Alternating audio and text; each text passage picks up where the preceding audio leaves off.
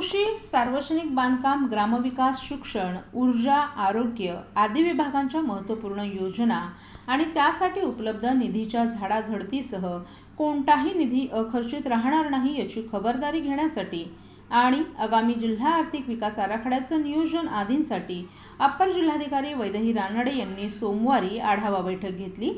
यामध्ये वनपर्यटनाच्या नकाशावर ठाणे जिल्हा झळकवण्यासाठी विशेष प्रयत्न करण्याच्या मुद्द्यावर भर देण्यात आला। नियोजन सभागृहात यंदाच्या जिल्हा वार्षिक योजनेतून झालेल्या विकास कामांसह 2022 ते 2023च्या जिल्हा वार्षिक योजनेसाठी आराखडे अंतिम करून ते तातडीने देण्याचे आदेशही वैदेही रानडे यांनी या बैठकीत दिले। जिल्हा नियोजन समितीच्या निधीतून जिल्ह्याच्या विकासासाठी भरीव अशी मदत केली जाते। त्याद्वारे ग्रामीण भागातील सुविधांचं बळकटीकरण, नागरिकांना मूलभूत सोयीसुविधा उपलब्ध करून देण्याच्या मुद्द्यांवर आजच्या बैठकीत जोरदार चर्चा झाली। लोकोपयोगी उपक्रम हाती घेण्याचं मार्गदर्शनही यावेळी करण्यात आलं। आगामी जिल्हा वार्षिक योजनेद्वारे जिल्ह्यातील वन पर्यटनाला चालना देण्यासाठी विशेष प्रयत्न केले जाणार आहेत। त्यासाठी वन विभाग, सार्वजनिक बांधकाम विभागांची भूमिका महत्त्वाची असल्याचं निदर्शनास आणून दिलं। पुढील वर्षापासून वन पर्यटनाच्या नकाशावर ठाणे जिल्ह्याचं नाव येण्यासाठी विशेष प्रयत्न करण्याचं आवाहनही यावेळी करण्यात आलं। यावेळी जिल्हा नियोजन अधिकारी सुनील जाधव, सहाय्यक नियोजन अधिकारी निवेदिता पाटील यांच्यासह विविध विभागांचे अधिकारीही उपस्थित होते। जिल्हा नियोजनाच्या या बैठकीत विभागनीय योजना, अंदाजपत्रक, तांत्रिक आणि प्रशासकीय मान्यता आदींच्या कामांचाही आढावा घेण्यात आला। विभागांना वर्ग केलेला निधी पुढील 4 महिन्यात खर्च करण्यात यावा, त्यासाठी नोव्हेंबर अखेरपर्यंत परिपूर्ण मान्यतांचे प्रस्ताव नियोजन विभागाकडे देण्याच्या सूचना जाधव यांनी अधिकाऱ्यांना दिल्या। ग्रामीण भागातील उपकेंद्र, प्राथमिक आरोग्य केंद्र यांचं बळकटीकरण करून सामान्य नागरिकांना दर्जेदार आरोग्य सेवा पुरवण्यासाठी प्रयत्न करावेत। आरोग्यासाठी निधी कमी पडू दिला जाणार नाही अशी ग्वाही देखील जाधव यांनी यावेळी दिली।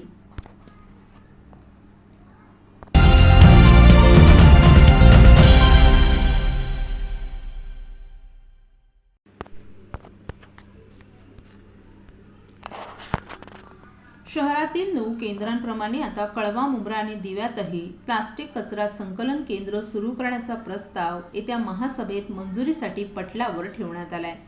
या प्रस्तावानुसार पालिकेला कोणत्याही स्वरूपाचा खर्च करावा लागणार नाही। ठाणे महापालिका क्षेत्रात प्लास्टिक कचरा व्यवस्थापनासाठी 9 सुक्या कचरा संकलन केंद्र प्रभाग समिती न्याहाय उपलब्ध आहेत। त्यांची क्षमता प्रतिदिन 1 ते 2 टन याप्रमाणे आहे। उथळसर, वर्तकनगर, लोकमान्यनगर, वागळे इस्टेट, रायला देवी आणि माजोडा प्रभाग समिती क्षेत्रातील सुका कचरा संकलन करण्याचं काम सुरू आहे। आता कळवा, मुंब्रा आणि दिवा प्रभाग समिती क्षेत्रासाठी प्लास्टिक संकलन केंद्र तयार आहेत, परंतु दैनंदिन कचरा व्यवस्थापनाकरिता संस्थांची नेमणूक अद्याप झाली नाही। त्यानुसार या प्रभागांमध्ये जनजागृती करून सुका कचरा व्यवस्थापनाचं काम करण्यासाठी संस्थेची नेमणूक करण्याचं निश्चित करण्यात आले। तसंच 2 ते 5 टन प्रतिदिन प्लास्टिक कचऱ्याचं देखील व्यवस्थापन याच माध्यमातून करण्याचा पालिकेचा विचार आहे। या प्रकल्पासाठी ठाणे महापालिका 1000 ते 2000 चौरस फूट जागा शेडसह उपलब्ध करून देणार आहे।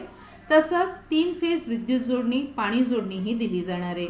त्यानुसार इच्छुक संस्थांकडून पालिकेनं निविदा मागवल्यात, परंतु तेथील सर्व खर्च हा संबंधित संस्थेला करावा लागणार असल्याचंही पालिकेनं स्पष्ट केलंय। याशिवाय कचरा वेचकांची नेमणूक करून त्यांना प्रशिक्षण देणं, त्यांना पगार देणं, सुरक्षा साधनं पुरवणं आदी कामही संबंधित संस्थेलाच करावी लागणार असल्यामुळे पालिकेच्या तिजोरीवर कोणत्याही स्वरूपाचा आर्थिक भार पडणार नाही।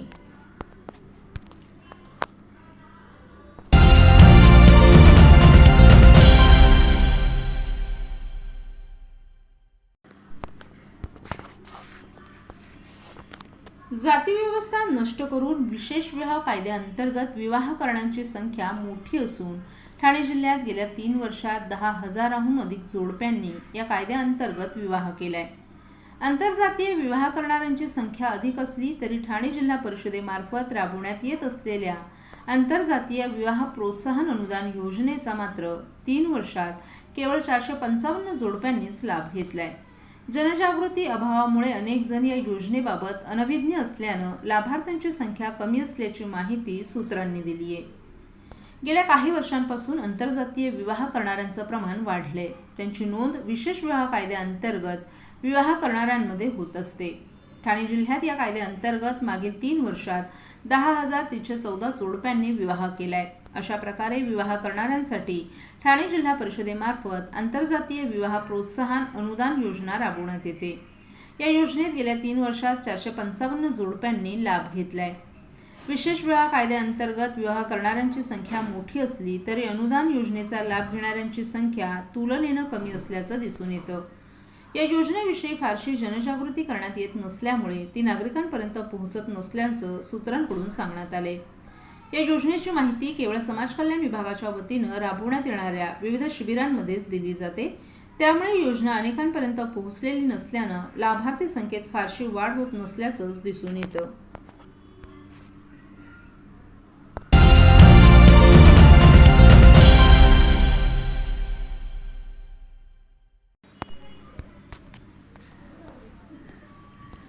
गडचिरोली जिल्ह्यातील कोलगुट-ग्यारापल्ली जंगलात 26 नक्षलवाद्यांना कंठस्नान घालणाऱ्या गडचिरोली पोलिसांच्या C60 कमांडो पथकाच्या टीमला जिल्हा नियोजन फंडातून 51 लाख रुपये बक्षीस म्हणून देण्याचा निर्णय घेण्यात आलाय. गडचिरोली जिल्ह्याचे पालकमंत्री एकनाथ शिंदे यांनी जिल्हाधिकारी संजीव मीना यांना तसे निर्देश दिलेत. गडचिरोलीमध्ये नक्षलवाद्यांसोबत झालेल्या चकमकीत पोलिसांच्या C60 पथकानं अतुलनीय शौर्य दाखवून 26 नक्षलवाद्यांचा खात्मा केला. या चकमकीत 4 पोलीस जवान देखील जखमी झाले होते. पालकमंत्री एकनाथ शिंदे यांनी नागपूरच्या ऑरेंज सिटी रुग्णालयात जाऊन या जवानांची भेट घेतली आणि त्यांच्या प्रकृतीची आत्मीयतेने विचारपूस केली. त्यानंतर त्यांनी गडचिरोली येथे जाऊन C60 पथकातील पोलिसांची देखील भेट घेऊन त्यांना शुभेच्छा दिल्या. यावेळी विशेष प्रशस्ती पत्रक देऊन त्यांचा गौरव करण्यात आला.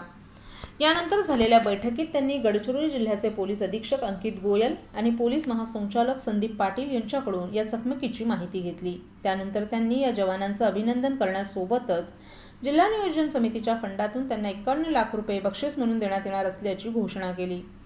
पोलिसांचं मनोधैर्य वाढवण्यासाठी आपण त्यांचं अभिनंदन करण्यासोबतच त्यांना हे विशेष बक्षीस देत असल्याचं पालकमंत्री एकनाथ शिंदे यांनी स्पष्ट केलं. जिल्ह्यातील नक्षलपीडित बांधवांसाठी विशेष तरतूद करून उपाययोजना करणार असल्याचं देखील त्यांनी यावेळी जाहीर केलं. या जिल्ह्याची एक मागास आणि नक्षलग्रस्त जिल्हा ही ओळख बदलून टाकून इथल्या लोकांना समाजाच्या मुख्य प्रवाहात आणण्यासाठी यापुढेही शक्य ते सर्व प्रयत्न करणार असल्याचंही त्यांनी यावेळी स्पष्ट केलं.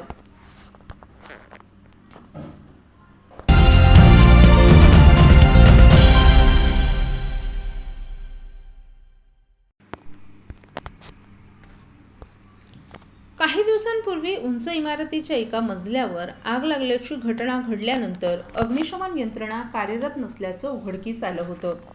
त्यानुसार आता शहरातील उंच इमारतींच्या फायर ऑडिटचं काम सुरू झालंय.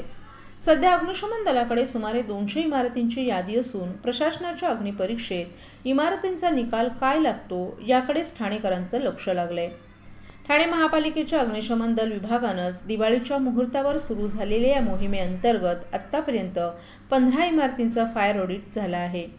ठाणे शहरामधील आधुनिकीकरण, विस्तार आणि त्या अनुषंगानं उंच इमारती, मॉल्स, मल्टिप्लेक्स वाढत आहेत. एकीकडे ठाणे महापालिकेच्या हद्दीत उंच इमारती उभ्या राहत आहेत. अशा उंच इमारतींमध्ये आग लागल्यास ते विझवण्यासाठी इमारतींकडे स्वतःची यंत्रणा असणं बंधनकारक आहे. ठाण्यात काही दिवसांपूर्वी लागलेल्या एका गृहसंकुलातील इमारतींमध्ये लागलेल्या आगीच्या वेळी सदोष यंत्रणा उघडकीस आली. त्यामुळे अग्निशमन दलानं आता शहरातील सर्वच उंच इमारतींचा फायर ऑडिट करण्यास सुरुवात केली.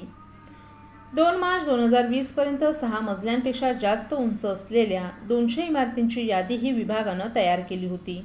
मात्र कोरोनामुळे हे काम थांबवण्यात आलं. आता कोविडचं संकट टळू लागल्यानं आणि दुसरीकडे आगीच्या घटनांमध्ये वाढ झाल्यानं पुन्हा नव्यानं फायर ऑडिटचं काम ऑक्टोबरपासून सुरू करण्यात आलं असल्याचं अग्निशमन दलाचे प्रमुख गिरीश झळके यांनी सांगितले.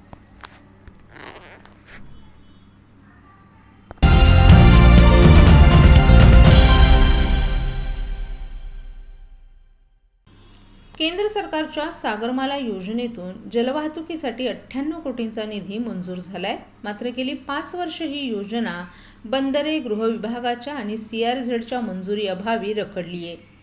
हिरवा कंदील मिळणं शक्य आहे, मात्र वर्ष अखेरीस पहिल्या टप्प्यातील कोलशेत, काल्हेर, डोंबिवली आणि भाईंदर येथील जेट्टींच्या कामाचं भूमिपूजन होणार आहे. ठाणे जिल्ह्याला 6,522.5 हेक्टर एवढी खाडी ठाणे महापालिकेनं 2016मध्ये जलवाहतुकीचा महत्त्वाकांक्षी प्रकल्प हाती घेतला. वाहतूक कोंडीतून सुटका आणि प्रवासासाठी उत्तम पर्याय म्हणून हा प्रकल्प मोलाचा ठरणार असल्यानं जिल्ह्यातील 6 महापालिकांना जोडणाऱ्या जलवाहतुकीचा सविस्तर अहवाल पालिकेनं तयार केलाय. केंद्र सरकारनं त्याला 2018 साली मंजुरी दिली. पहिल्या टप्प्यासाठी 100% तर दुसऱ्या टप्प्यासाठी 50% अनुदान देण्याचं आश्वासनही दिलं. मात्र राजकीय घडामोडींचा फटका या प्रकल्पाला बसला आणि जलवाहतुकीचा मार्ग खडतर बनत गेला. जलवाहतुकीसाठी आवश्यक असणाऱ्या जेट्टींचं काम सुरू करण्यासाठी मेरीटाईम बोर्डानं 100 कोटी रुपये खर्च अपेक्षित असलेला प्रस्ताव एप्रिल 2021मध्ये केंद्र सरकारच्या सागरमाला प्रकल्प विभागाकडे मंजुरीसाठी पाठवला.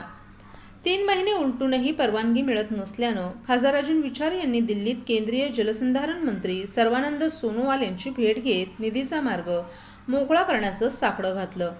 त्यानुसार सागरमालामधून 98 कोटींचा निधी मिळाल्यानंतर आता जेट्टीचं काम पूर्णत्वास नेण्यासाठी विचारे यांनी महाराष्ट्र मेरीटाईम बोर्डाचे मुख्य कार्यकारी अधिकारी अमित सैनी यांची भेट घेतली. राज्य शासनाच्या प्रशासकीय मंजुरीसाठी बंदरे गृह विभागाकडे जेट्टीचा अहवाल सादर करण्यात आला असून CRZचं नाहरकत मिळताच वर्षाअखेरीस जेट्टीच्या प्रत्यक्ष कामाला सुरुवात होईल अशी माहिती मेरीटाईम बोर्डाचे मुख्य कार्यकारी अधिकारी अमित सैनी यांनी दिली असल्याचं खासदार राजन विचारे यांनी सांगितलं.